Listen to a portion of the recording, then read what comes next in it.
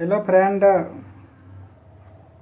Welcome to the rail Path master channel. देखिए दोस्तों, आज का जो हमारा टॉपिक है वो है उल्लंघन तथा मानसून पूर्व सावधानी मापदंड सहित दुर्घटना के दौरान की जाने वाली कार्रवाई। दुर्घटना के समय की जाने वाली कार्रवाई दोस्तों, देखिए जैसे कि आप रेलवे गेट में ड्यूटी करते हैं, वहाँ पे कोई आदमी आके ट्रक से, लारी से, किसी भी चीज़ से टक्कर मार दिए तो उसमें कितने दिन के इसका करवास होना चाहिए। अगर कोई लेवल क्रॉसिंग पे लापरवाही से गाड़ी चलाता है तो उसको कितने दिन के करवास, कितने कितने पैसे दंड लगना चाहिए। इस तरह के पूरे क्वेश्चन हम इस वीडियो में पढ़ेंगे। दोस्तों वीडियो काफ़ी इंटरेस्टिंग है, आप वीडियो के अंत तक बने रहिए। इसमें एक टेस्ट क्वेश्चन भी रहेंगे जिसके आप कमेंट बॉक्स में उत्तर दीजिएगा तो हम आपको पीडीएफ भी यही पीडीएफ से हम सेंड कर देंगे। दोस्तों चलते हैं क्वेश्चन की ओर। इससे पहले कि आप हमारे चैनल को दोस्तों सब्सक्राइब नहीं किए तो प्लीज़ सब्सक्राइब कर लीजिए, क्योंकि आप सब्सक्राइब कीजिएगा तो मुझे मोटिवेट मिलेगा और मैं इससे अधिक बढ़िया से मेहनत करके और आपको अच्छे से अच्छे वीडियो दूंगा दोस्तों। तो आपके एक सब्सक्राइब से देखिए दोस्तों आपको कुछ नहीं होने वाला है, मुझे एक मोटिवेट सिर्फ मिलता है। तो चलते हैं क्वेश्चन की ओर। देखिए क्या कहते हैं कि LWR ट्रैक में फ्रैक्चर की आपातकालीन मरम्मत के बाद पहली गाड़ी को डैश गति से गुजरना चाहिए। देखिए LWR ट्रैक में जब फ्रैक्चर होते हैं तो आपातकालीन मरम्मत के बाद पहली गाड़ी का जो गति होते हैं वो कितना किलोमीटर होते हैं, ये पूछ रहे थे। देखिए आज देखिए यहाँ पे LWR तो ट्रैक तो रहते ही हैं, लेकिन यहाँ पे क्या कहते हैं कि फ्रैक्चर हो जाते हैं। जब आपातकालीन फ्रैक्चर हो जाते हैं तो पहली गाड़ी जो गुजरने के जो स्पीड होते हैं, गति होते हैं, वो कितना होते हैं। तो दोस्तों ए नंबर इसका उत्तर सही हो जाएगा। 10 स्टॉप डेड व 10 किलोमीटर प्रति घंटा। ये चीज़ आपको याद रखना, स्टॉप डेड व 10 किलोमीटर। स्टॉप डेड कंपलसरी याद रखिएगा, क्योंकि कभी कभी ऑप्शन भी चेंज करते हैं। डिवीजन में मैं क्वेश्चन देखा हूँ कि स्टॉप डेट के दो ऑप्शन दिए थे, स्टॉप डेट अलग दिया था, 10 किलोमीटर अलग दिया था। एक ऑप्शन में स्टॉप डेट 10 किलोमीटर दोनों दिया था, तो इसीलिए आप स्टॉप डेट से 10 किलोमीटर ऐसे याद रखिएगा। नेक्स्ट क्वेश्चन कहते हैं कि रेलवे अधिनियम 1989 के धारा 160 के अनुसार रेलवे सेवक इसे संबंधित अधिकृत व्यक्तियों के अलावा यदि कोई व्यक्ति संपार्क के दोनों ओर स्थगित किसी फाटक या देखिए इसमें और क्वेश्चन है। इसका क्वेश्चन है किसी फाटक या बैरियर जंजीर को सड़क यातायात बंद को खोलता है, यानी दोनों ओर से समझे कि कोई खोल देता है तो उसको कितने वर्षों की कार्यवास दंड दिया जाना चाहिए। तो उसको जो है ये 3 साल के, अगर समझे कि लेवल क्रॉसिंग संपार फाटक है। इसका मैं पूरा क्वेश्चन बोलता हूँ। देखिए इससे जो आगे क्वेश्चन है या से, तो जंजीर या बैरियर जो सड़क यातायात के बंद है को खोलता है तो उसे कितने अवधि तक कारावास या दंड दिया जा सकता है, ये क्वेश्चन है। यानी समझिए कि लेवल क्रॉसिंग संपार फाटक है, दोनों तरफ बंद है, अगर कोई आदमी उसको खोल देता है बिना गेटमैन के परमिशन से या स्टेशन मास्टर के परमिशन से, उसको कितने दिन दंड देना चाहिए। तो उसको जो दोस्तों 3 साल जो है उसको 3 साल उसको दंड दिया जाएगा, 3 साल उसको कारावास उसको दिए जाएंगे। तो 3 साल इसका सही उत्तर हो जाएगा दोस्तों, 3 साल। चलते हैं नेक्स्ट क्वेश्चन की ओर। नेक्स्ट क्वेश्चन है कि रेलवे अधिनियम 1989 के धारा 160 के अनुसार यदि कोई व्यक्ति संपार्क के दोनों ओर स्थापित किसी फाटक या जंजीर या बैरियर जो कि सड़क यातायात के बंद है तो तोड़ता है तो उसे एक अवधि तक कारावास दंड दिया जा सकता है, जिसे 10 वर्ष तक बढ़ाया सकता है। देखिए अगर कोई एक रेलवे का नियम है, वो नियम है 1989 के धारा 60 में कहा गया है कि कोई भी अगर व्यक्ति संपार फाटक के दोनों ओर स्थापित है जो किया हुआ है जंजीर या बैरियर को तोड़ देता है, जंजीर या बैरियर को तोड़ देता है तो उसे 1 वर्ष तक कारावास देता है। लेकिन उसे कितने वर्ष तक बढ़ाया जाएगा, यहाँ पे बढ़ाने का बात करता है, तो दोस्तों उसको 5 वर्ष तक बढ़ाया जाता है। और देखिए इससे पहले हम लोग क्वेश्चन क्या पढ़े कि अगर दोनों तरफ गेट बंद है दोस्तों, उस ऊपर में हम क्वेश्चन पढ़े थे कि अगर गेट बंद है और दोनों तरफ खोल देता है, कोई गेटमैन बिना गेटमैन के परमिशन से खोल देता है, तो उसे 3 साल तक जो है उसको दंड दिया जाता है। ये 3 साल तक। अगर समझिए कि तोड़ देता है, खोलने पे 3 साल और तोड़ने पे 5 साल, अगर तोड़ देता है तो उसे 5 साल का याद रखिएगा। 3 साल क्या है, 3 साल खोलना और 5 साल तोड़ना। नेक्स्ट क्वेश्चन कहते हैं कि रेलवे अधिनियम 1989 के धारा 161 के अनुसार यदि कोई व्यक्ति बिना चौकीदार वाले संपार फाटक पार करते समय लापरवाही से वाहन चलाता है या वाहन ले जाता है तो उसे एक अवधि तक कारावास दंड दिया जा सकता है, लेकिन उसे कितने वर्षों तक बढ़ाया जा सकता है। देखिए दोस्तों, अगर कोई भी व्यक्ति है संपर्क फाटक पे लापरवाही से वो चलाता है तो उसे 1 वर्ष तक तो दंड तो जरूरी है ही, लेकिन अगर वो ज़्यादा आतंकवादी करता है, ज़्यादा प्रॉब्लम करता है तो उसे 1 साल तक और बढ़ाया जाएगा। यानी लापरवाही से गाड़ी चलाने पे उसको 1 साल तक, यानी 1 साल और 1 साल 2 साल तक हो जाएगा। लेकिन बढ़ाने का बात क्या है तो 1 वर्ष यहाँ पे सही उत्तर हो जाएंगे। दोस्तों, अगर आपको हमारे वीडियो पसंद लगते हैं तो कृपया हमारे चैनल को आप सब्सक्राइब कर लीजिए। दोस्तों, ये मन में भावना मत रखिए कि हम चैनल इसका सब्सक्राइब कर लेंगे तो इनको बहुत फ़ायदा हो जाएगा। देखिए दोस्तों, कुछ भी फ़ायदा नहीं होते, उतना यूट्यूब नहीं चलते हैं कि बहुत ज़्यादा हम लोग को कुछ होते हैं, कुछ भी नहीं होते हैं। सिर्फ एक वीडियो हम लोग ऐसे बना के टाइम पास कर रहे हैं, वीडियो बना के डाल रहे हैं कि ताकि हमारे द्वारा जो जानकारी हो और किसी को मिल सके, बस इतना ही बात है दोस्तों। अपना जानकारी किसी को छुपाना नहीं चाहिए, जितना मुझे जानकारी है मैं उतना दे रहा हूँ और इससे भी अच्छा मैं करूँगा। लेकिन आप लोग अच्छा करने का मतलब ये कि आप लोग का भी सपोर्टिंग बहुत ज़रूरी है। आप लोग भी मेरे चैनल को सब्सक्राइब कर ही लीजिए। आप सब्सक्राइब कर लीजिए तो आपको कुछ भी प्रॉब्लम नहीं होने वाला है। दोस्तों, चलते हैं नेक्स्ट क्वेश्चन की ओर। देखिए नेक्स्ट क्वेश्चन कहते हैं कि किसी दुर्घटना के घटित होने की सूचना के तुरंत बाद इंजीनियरिंग पदाधिकारियों, यदि वह दुर्घटना स्थल पर पहुंचने वाला पहले व्यक्ति है, को दुर्घटना की रिपोर्ट अति शीघ्र डैश को सबसे तेज संभव साधनों के माध्यम से करना चाहिए। सबसे तेज, देखिए जब कहीं दुर्घटना हो जाता है तो इंजीनियरिंग पदाधिकारी जो है दुर्घटना पर सबसे तेज साधन से कैसे पहुंचेंगे, ये क्वेश्चन बोल रहा है। तो देखिए सबसे तेज साधन जो है, जब किसी दुर्घटना घटित होते हैं तो तुरंत बाद इंजीनियरिंग पदाधिकारियों या दुर्घटना स्थल पर पहुंचने वाला व्यक्ति को दुर्घटना रिपोर्ट अति शीघ्र डैश को सबसे पहले, देखिए सबसे पहले यहाँ पे ये कहा गया है क्वेश्चन में कि सबसे पहले यहाँ पे 4 ऑप्शन दिया गया है कि एसएससी, एडीएन, डीएन, निकटतम स्टेशन मास्टर। तो इसका निकटतम स्टेशन मास्टर सही उत्तर होगा दोस्तों, क्योंकि यहाँ पे क्वेश्चन ये कह रहा है कि रिपोर्ट अति शीघ्र सबसे तेज में जो है हम लोग को स्टेशन ही पड़ते हैं, तो वहाँ पर ही जो है सबसे तेज हम कर सकते हैं। फिर कहते हैं कि यदि दुर्घटना स्टेशन यार्ड में हुई है तो station control panel, block instrument, signal point, lever, indicator, कुंजी आदि की स्थिति साइडों पर उपलब्ध जेईएसएससी के पास डैश नोट पर दर्ज की जाती है। ये संयुक्त रूप से इसका किए जाते हैं, सभी इसका करेंगे संयुक्त रूप से, सभी मिलके इसका ये सब चीज़ के देखिए कितना सामान दिया गया है। Control panel, block instrument, signal point, lever, ये संयुक्त रूप से इसका करते हैं। चलते हैं नेक्स्ट क्वेश्चन की ओर। नेक्स्ट क्वेश्चन है कि यदि दुर्घटना तोड़ फोड़ के कारण होती है तो यह आवश्यक है कि क्लियरेंस और बहाली कार्य तब तक शुरू नहीं किया जाए जब तक कि साइट पर न पहुंच जाए। कि देखिए यदि दुर्घटना तोड़ फोड़ के कारण होते हैं तो कौन आएगा इसके बाद वहाँ पे काम चालू किया जाएगा, ये क्वेश्चन कहेगा।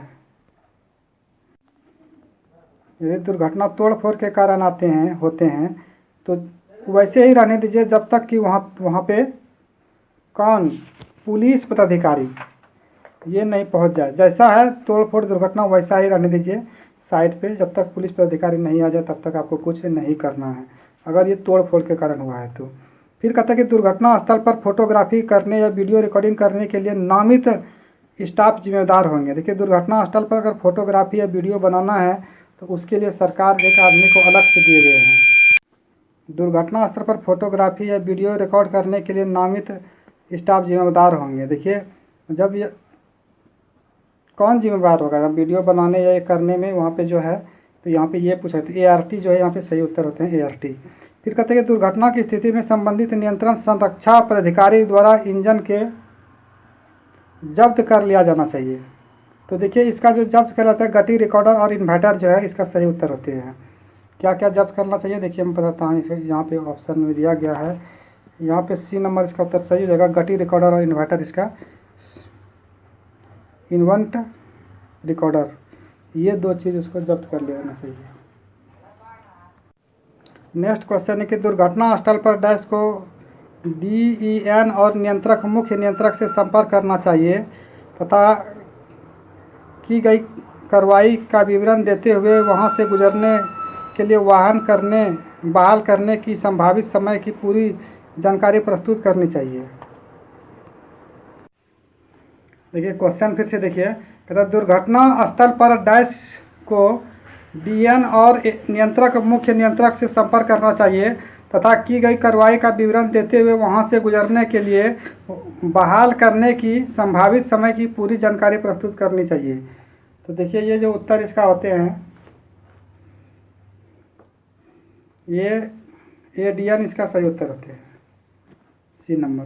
फिर यहाँ पे कहता है कि दुर्घटना के सभी मामलों में जहाँ पटरी झलाई गाड़ी दुर्घटना के प्रमुख कारण है, डैश को सुनिश्चित करना चाहिए कि रेल वेल्डेड से खंडित टुकड़ों को संरक्षित रखा जाए तथा शीघ्र अतिशीघ्र विस्तृत जांच के लिए आदेशों भेजा जाए। देखिए दुर्घटना के सभी मामलों के जांच पटरी की झलाई दुर्घटना के प्रमुख कारण है। ये जो फालतू क्वेश्चन इतना सा लिखा है, देखिए पकड़ने वाला बात कहाँ से, सुनिश्चित करना चाहिए कि रेल वेल्ड खंडित टुकड़े को संरक्षित रखा जाए। समझिए कि रेल कहीं से टूट जाता है तो उसको उसके टुकड़े को रख लेना चाहिए और आरडीएसओ भेजना चाहिए। उसको जो है विस्तृत जांच के लिए कहाँ भेजना चाहिए, रेल का जो टुकड़े जहाँ रेल टूटते हैं उससे थोड़ा सा टुकड़ा जो बचता है वो टुकड़ा को जांच के लिए आरडीएसओ को भेजना चाहिए। तो ये भेजने का जो काम है ये कौन करेंगे, तो डीईएन जो है ये करेंगे। ये नंबर इसका उत्तर सही होंगे। नेक्स्ट क्वेश्चन यहाँ पे देखिए बाढ़ से क्वेश्चन दिया गया है कि बाढ़ के कारण हुए नुकसान के मामले में डैश को आवश्यक जांच पहली पहल करनी चाहिए तथा प्रमुख मुख्य अभियंता को आरेख के साथ तकनीकी रिपोर्ट प्रस्तुत करना चाहिए। देखिए बाढ़ के कारण हुए नुकसान के मामले में डैश को आवश्यक जांच की पहल करना चाहिए। अगर समझिए बाढ़ के कारण किसी प्रकार का नुकसान हुआ है तो इसके लिए जांच करनी चाहिए तथा प्रमुख मुख्य अभियंता के आरेख को तकनीकी रिपोर्ट प्रस्तुत करना चाहिए। तकनीकी रिपोर्ट ये कौन करेगा, तकनीकी रिपोर्ट प्रस्तुत कौन करेगा? अगर समझिए कि बाढ़ से किसी प्रकार का नुकसान हुआ है तो ये जो करेंगे डी नंबर इसका उत्तर सही हो जाएंगे। यहाँ पे डीईएन जो है बाढ़ से डीएन करते हैं, याद रखिएगा।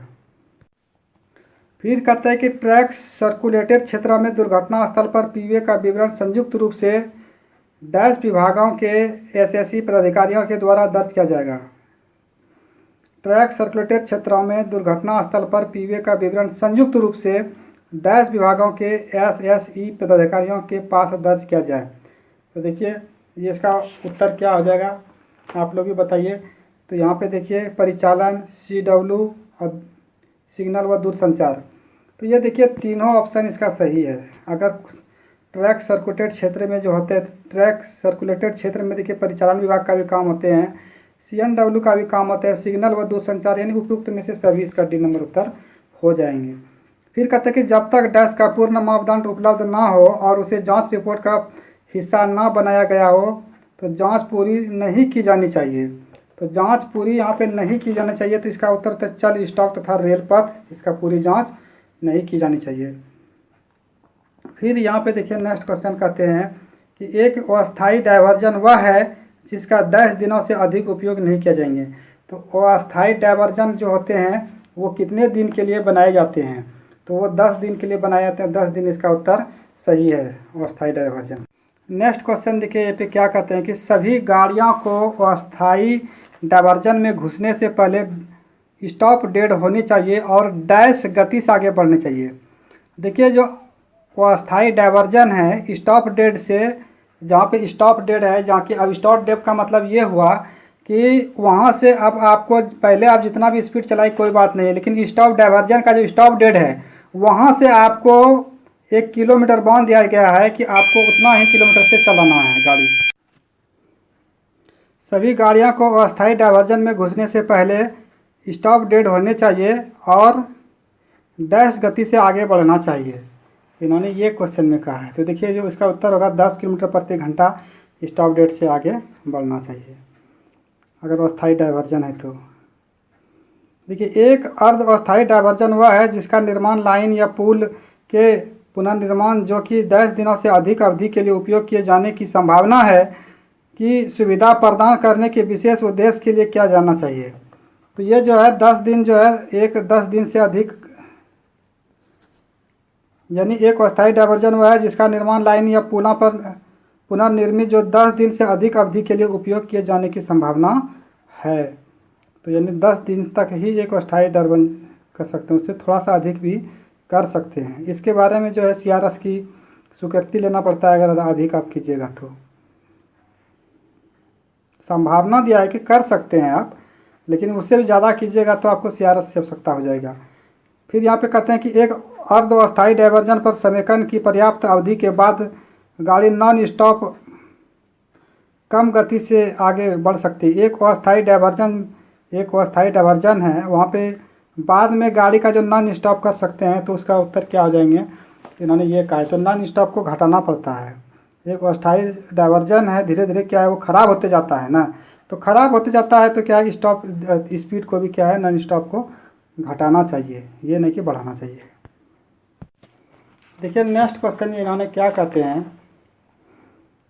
कि डायवर्जन पर जहाँ तक कि संभव हो वक्र की त्रिज्या 10 मीटर से कम नहीं होना चाहिए। तो वक्र की त्रिज्या यहाँ पे बोला है कि डायवर्जन जो है उससे कम नहीं होना चाहिए, तो 450 जो है इसका सही उत्तर होते हैं। डायवर्जन की त्रिज्या कितना होते हैं, 450 मीटर से कम नहीं होना चाहिए। तो डायवर्जन पर ग्रेडियंट डैश से अधिक ढलान नहीं होना चाहिए और वक्रता के लिए कंपनसेट किया जाना चाहिए। तो डायवर्जन पर जो ग्रेडियंट होता है वो ग्रेडियंट देखिए कितना होता है, तो 100 में 1 जो है ये नंबर उत्तर इसका सही हो जाएगा, 100 में 1। कहता है कि जब रेलवे पर एक दुर्घटना घटती है जिसके परिणाम स्वरूप यातायात को अस्थायी रूप से बंद किया जाता है तथा संचार बहाल करने के लिए अस्थायी डायवर्जन किया जाता है और अस्थायी डायवर्जन के साथ कार्य किया जाता है, तब बिना डैश के पूर्ण निरीक्षण के गाड़ी न चलाई जाए। देखिए कोई भी डायवर्जन अगर बनाते हैं अस्थायी डायवर्जन, तो उसके लिए जो है CRS की आवश्यकता होती है, CRS की जांच की, तभी जो है आप गाड़ी आगे बढ़ा सकते हैं। बिना CRS की जांच के आप गाड़ी आगे नहीं ले जा सकते हैं। नेक्स्ट क्वेश्चन कहता है कि ट्रांसशिपमेंट किया जाना है या नहीं, इसका निर्णय डैश विभाग द्वारा लिया जाता है। देखिए ट्रांसशिपमेंट किया जाना है या नहीं, इसका जो निर्णय लेते हैं वो लेते हैं वित्त विभाग से, तो वित्त विभाग से सही उत्तर हो जाएगा। कहते हैं ऐसे कस्बे जो बाढ़ग्रस्त है और बहाव का वेग बहुत अधिक है, जब तक कि पटरी स्तर के ऊपर जल की गहराई 10 mm से अधिक ना हो तो मिश्रित रेलगाड़ी की जाने की अनुमति। देखिए एक होता है मिश्रित रेलगाड़ी और एक होता है मालगाड़ी। अगर रेल के पटरी के स्तर पे पानी का जो पटरी पे जो है पानी का स्तर कितना होना चाहिए जो कि मालगाड़ी को गुजरने की अनुमति दे जा सकता है, तो वो जो है 450 mm तक अगर पानी का स्तर है तो वो पैसेंजर, ये 450 जो है पैसेंजर गाड़ी को हम जो है नहीं 450 पैसेंजर गाड़ी के लिए नहीं होते हैं, मेरे से मिस्टेक हो गया दोस्तों। 300 जो है 300 mm अगर पानी का स्तर रहे तो 300 mm अगर पानी का स्तर रहे तो आप जो है पैसेंजर गाड़ी को जाने की अनुमति दे सकते हैं अगर पटरी पे पानी 300 mm है। तो अगर मालगाड़ी आपको भेजना है, अगर पानी का स्तर 450 mm है तो आप मालगाड़ी को भेज सकते हैं। तो पैसेंजर गाड़ी के लिए 300 और मालगाड़ी के लिए 450 उत्तर सही होते हैं।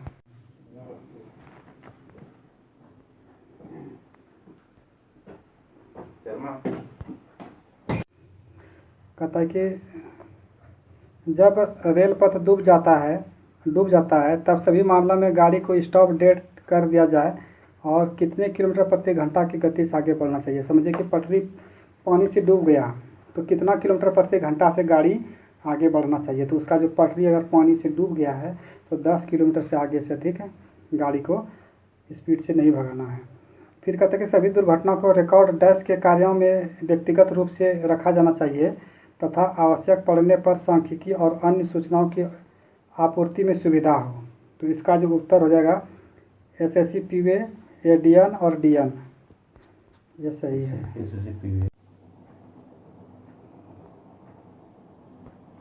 नेक्स्ट क्वेश्चन है कि सहायक मंडल इंजीनियर संयुक्त रूप से सिविल पदाधिकारियों के साथ निरीक्षण करेंगे, सभी RAW और RAT डैश तथा उसके सुरक्षित अनुरक्षण की व्यवस्था करें ताकि निकट के रेल पथ की अवसंरचना को किसी भी खतरे से बचाया जा सके। तो इसका जो उत्तर है प्रत्येक 1 वर्ष मानसून से पहले यदि वह पुल जिसमें से कैचमेंट में से एक रेलवे इफेक्टिव टैंक स्थित है उसे डैश स्थानों में वर्गीकृत किया जाएगा, तो इसको संवेदनशील इसका सही उत्तर होते हैं।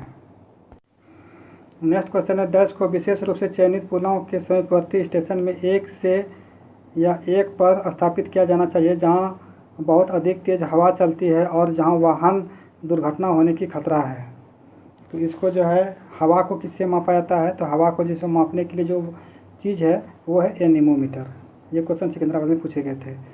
फिर कहते हैं कि ड्रिलमेंट स्केच को माउंट बिंदु से पीछे की लगभग 10 मीटर की लंबाई और सामने भी लगभग एक समान दूरी दिखानी चाहिए। तो देखिए 73 का जो उत्तर हो जाएंगे ये 300 मीटर हो जाएगा। अगर यहाँ पे माउंट बिंदु से पीछे रहेगा तब